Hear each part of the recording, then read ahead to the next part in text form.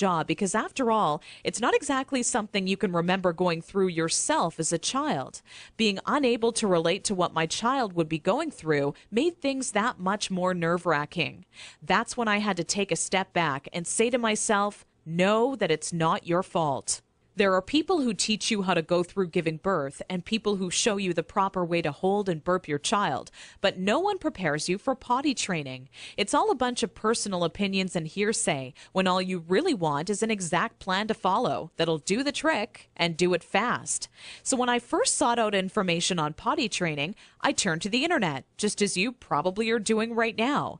I was bombarded with a million things I should buy to help make potty training easier. From reward chart stickers to special potties that played music when you peed, I was reluctant to spend money on something only to later find out it was just a gimmick. I guess you could say I didn't want my money to be the only thing flushed down the toilet.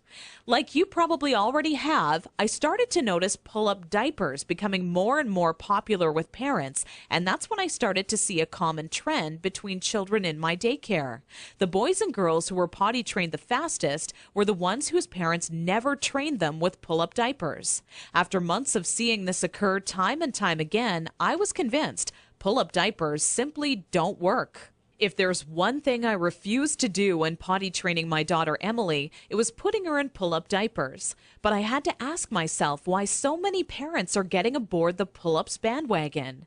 Now, understand that the diaper business is a multi-billion-dollar industry. They know when your child is a baby, every dirty diaper will have to be replaced, and that's another dollar in their pockets.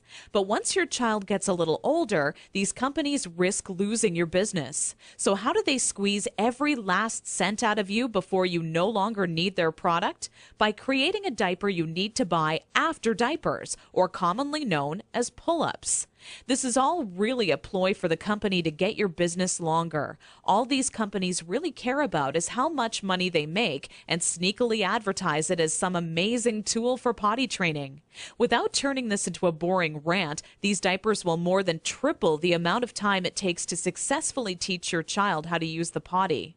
Now, with that said, let me give you a word of warning. Not having your child potty trained quickly is completely frustrating, and the story I'm about to share with you will reveal just how messy it can be. Anyone who knows me would call me a shopaholic with no hesitation.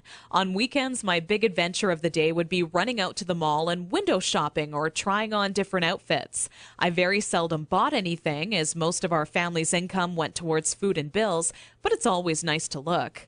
There I was in Saks Fifth Avenue with my little Emily, who was now just 26 months old and in her first week of potty training, when a pair of $348 black silk Prada dress pants leapt off the rack and led me to a change room.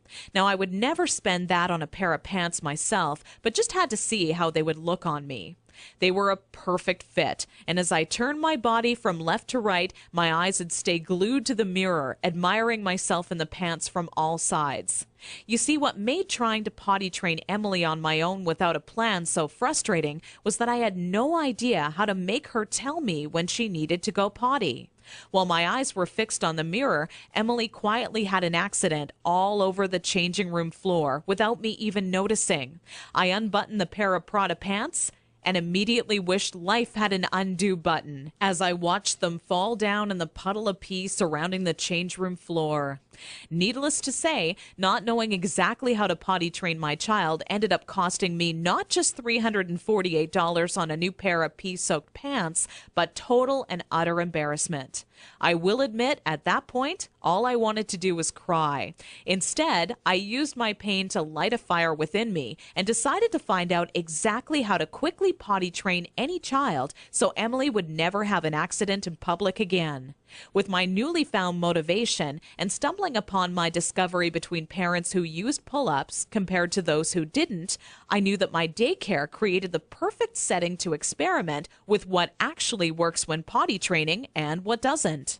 What clicked in my mind one day is that for years, potty training had been one big puzzle.